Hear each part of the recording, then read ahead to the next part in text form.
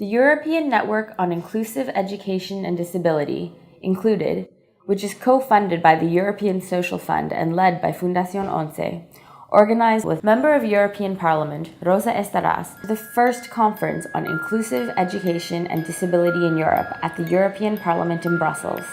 Held on April 9, 2014, this historic event gathered over 100 key stakeholders representing European institutions including the European Parliament, the European Commission, and the European Council by means of permanent representations, as well as leading experts and civil society organizations such as the European Disability Forum.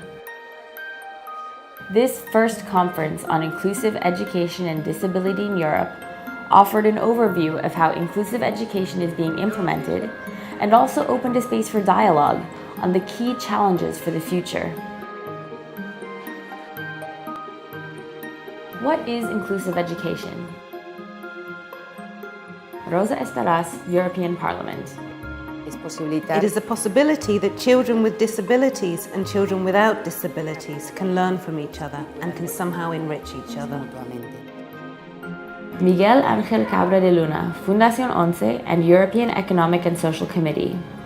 Everyone has the right to an education because education is the foundation for living a full, independent life and provides the ability to work later in life.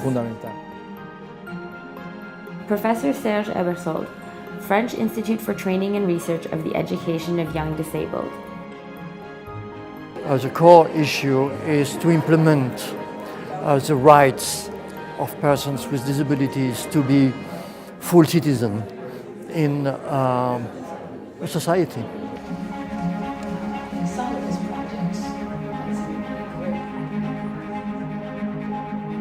Why is it important to advocate for inclusive education? Simona Giratano, European Disability Forum. Inclusive education is nothing else than the way to ensure that also persons with disabilities can be free citizens and participate to all aspects of their lives. Victoria Soriano, European Agency for Special Needs and Inclusive Education. We're still a long way from inclusive education, and it's one of the key principles of equal opportunities and quality education. Isabel Martinez, Fundación Once. It's the educational model that should prevail throughout the entire education system of all European Union countries. Luca Magri, Inclusion Europe. If we have societies that don't promote the inclusive education for all the people, I mean, it's really a good society or not?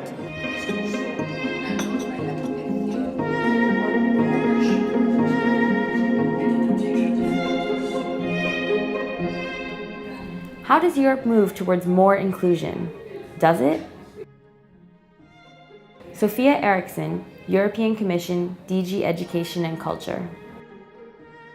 We have to see to set the role of education now also in the future agenda, so it takes its place as reducing inequalities. Professor Serge Ebersold, French Institute for Training and Research of the Education of Young Disabled. Yes, there's a trend in most European countries towards inclusive education, but there's a shift that is needed from quantity to quality. Maria Tusi, Fundación Once.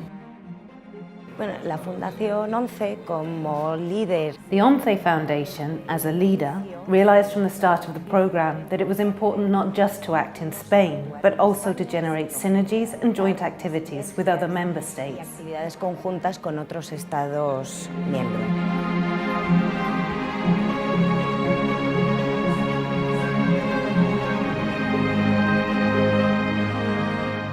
How important are networks and initiatives such as incluD-ed? Simona Giratano, European Disability Forum.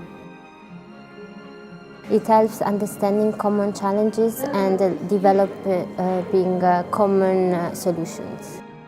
Victoria Soriano, European Agency for Special Needs and Inclusive Education. All networks, all initiatives are important because we still need to argue different points of view, from the political point of view, from the technical point of view, and from the civil society point of view. Sophia Eriksson, European Commission, DG Education and Culture. Networks are really important because they can also give us evidence and information from what's happening on the ground that can help the Commission to have a better understanding of the future challenges. Why do you belong to incluD-ed? Which specific benefits would you underline? Carola Bonino, Fundación 11. Lo que hacemos es fomentar las buenas prácticas. What we do is encourage good practice in inclusive education, which is known to have worked in Europe, and also try to influence European and national policy, because it needs to be kept in mind that education is governed from the countries. Desde los países. Pavla Baksova, Ritmus incluD-ed partner. We can share some of good examples of our country which are proud on. Philippe Mier, APF incluD-ed partner. We have different culture, different approaches, and it's always interesting to see how it works in other countries. So, inclusive education. Miguel Ángel Cabra de Luna, Fundación 11 and European Economic and Social Committee. Without education, there's no employability. Without education, there's no independent life or independence. That is why we promote inclusive education. Rosa Estaras, European Parliament. Both the incluD-ed Network and the ONCE Foundation are, for me, benchmark organisations in their field. As part of the closing of the first conference on inclusive education and disability in Europe at the European Parliament, the incluD-ed Network shared a statement on promoting inclusive education systems in Europe in the future, including recommendations for EU institutions to promote the development of inclusive education for people with disabilities. The statement underlined that high levels of employment, productivity, and social cohesion, priorities of the Europe 2020 growth strategy, cannot be achieved without establishing inclusive educational systems. Member of European Parliament, Rosa Estaras, thanked the incluD-ed Network for this important statement, which will be taken into account during the European Parliament's legislative period beginning in 2014. Contact us in Twitter or LinkedIn, or go to our website www.include-ed.eu